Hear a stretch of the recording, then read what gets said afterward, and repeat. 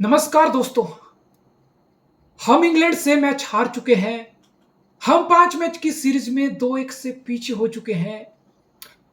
ये इंडिया के लिए काफी ज्यादा पेनफुल, काफी ज्यादा दुख दर्द पीड़ा देने वाली हार थी। और ये मैच हमारी पूरी गिरफ्त में था। 193 का चेज, हां, पिच पे अनइवन बाउंस थी। पिच में थोड़े बहुत क्रैक्स ओपन अप हो रहे थे, लेकिन इतना ज्यादा कुछ ऐसा डीमन नहीं था कि 193 का स्कोर इस पिच पे चेज नहीं हो पाता। तो फिर घूम फिर के एक ही सवाल उठता, और वो सवाल मैं उठाता रहूंगा जब तक इस सवाल का जवाब हमें ग्राउंड पे ये टीम इंडिया के मैनेजमेंट के द्वारा नहीं मिलता है। तो आज का सबसे बड़ा सवाल है कि क्यों टीम इंडिया फोर्थ इनिंग में, यानी कि चेज में, टेस्ट में इतनी फिसड्डी हो गई है। क्यों 150 से 200 के टोटल भी टेस्ट में टीम इंडिया चेज नहीं कर पा रही है? क्यों हम चेज में रेगुलर बेसिस पे स्ट्रगल कर रहे हैं? मैं एक बहुत बड़ा सैंपल साइज आप लोगों के लिए लेके आया हूं।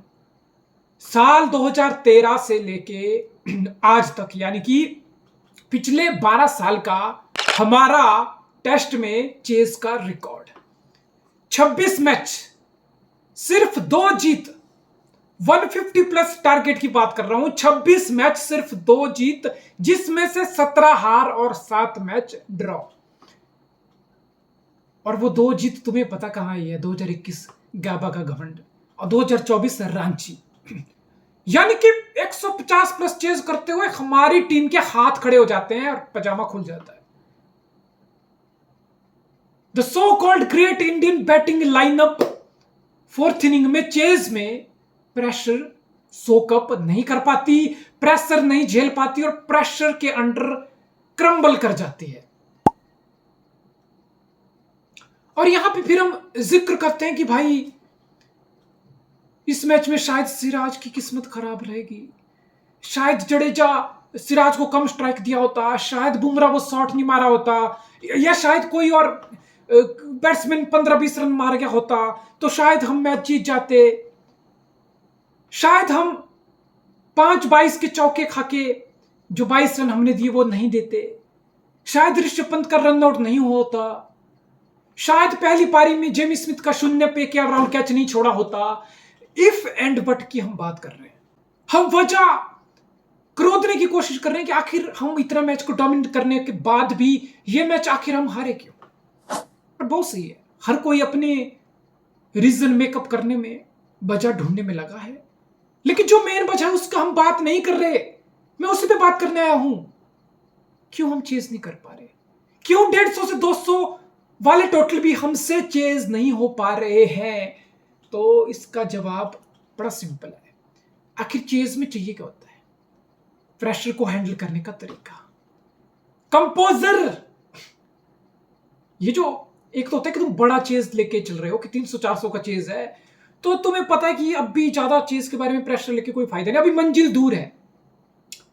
लेकिन जैसे मंजिल करीब आती है, यानी कि छोटा टोटल, जिसको क्रिकेट टर्म्स में बोला जाता है कि जितना छोटा टोटल चेज करने को होता है ना, उतना ट्रिकी वो चेज हो जाता है। इन शॉर्ट, कि जैसे तुम मंजिल के करीब जा रहे होते हो ना, जितना मंजिल पास आती रहती है उतना धक धक धक धक धक धक धड़कनें बढ़ती रहती है, यानी कि उतना नर्वस कैच करती रहती है तुम्हें, नर्वस तुम होते रहते हो। और टीम इंडिया के बल्लेबाज यही कर रहे हैं।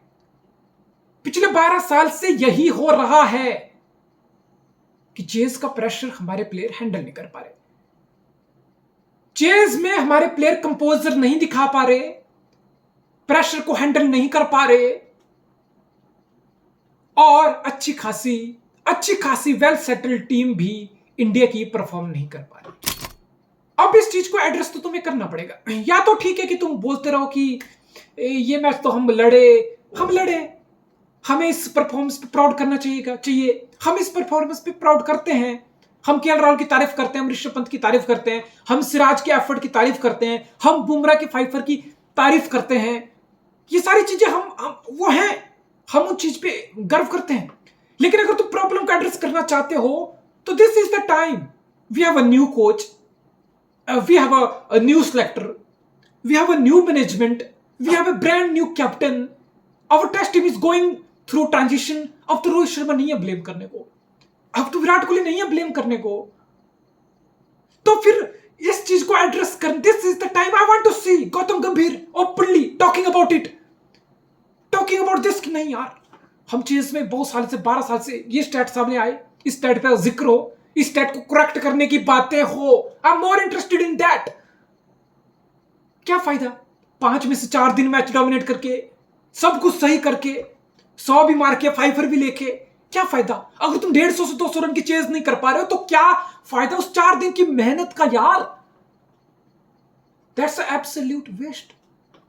आई want to see Shubman Gill openly coming and addressing this issue, talking about this and telling the people, the fan, how we can overcome this problem, how we can solve this problem.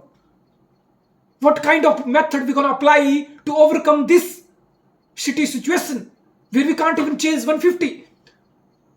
सबको पता है 4th inning में batting करना मुश्किल होता है, और सबको यह भी पता है कि इस पिच पे अगर इंग्लैंड 193 चेज कर रहा होता ना तो इंग्लैंड बड़े आराम से 193 चेज कर लेता. एक अच्छी खासी टेस्ट टीम इस पिच पे चौथे दिन 193 चेज कर लेती, जिसमें इंग्लैंड भी है, जिसमें ऑस्ट्रेलिया भी है, जिसमें साउथ अफ्रीका भी है, जिसमें न्यूजीलैंड भी है. ऐसा कोई डीमन पिच में था नहीं, मुश्किल जरूर था, और मुश्किल चौथी इनिंग होती है, ये चीज तुम्हें पता है. लेकिन इस टाइप की परफॉर्मेंस एक्सेप्टेबल नहीं है, और ये रिकरिंग प्रॉब्लम है. बस मेरा सिर्फ एक ही तरफ इशारा है कि इस प्रॉब्लम को रिजॉल्व कैसे होगा. और फैन लोगों, भूल जाओ यार ये हो जाता वो हो जाता. जब प्रॉब्लम तुम्हारे सामने है तो उसको एड्रेस करने की बातें उठाओ. उसको एड्रेस कैसे कौन करेगा, कैसे करेगा? इंटर स्क्वाड गेम्स होंगी, प्लेयर को मेंटल टफ करने के लिए कुछ और प्रैक्टिसेस होंगी, on field of the field player के करैक्टर पे, एटीट्यूड पे काम किया जाएगा, प्रेशर को सोकअप करने के मेथड वो सब अप्लाई किए जाएंगे. बिकॉज एल्स ये चीजें बहुत बार हो रही हैं, 200-250 की चेज हमसे नहीं हो पा रहे हैं. We have to address this. मिट्टी डाल के प्रॉब्लम रिजॉल्व नहीं होगी. मिलते हैं अगले वीडियो में. जय हिंद.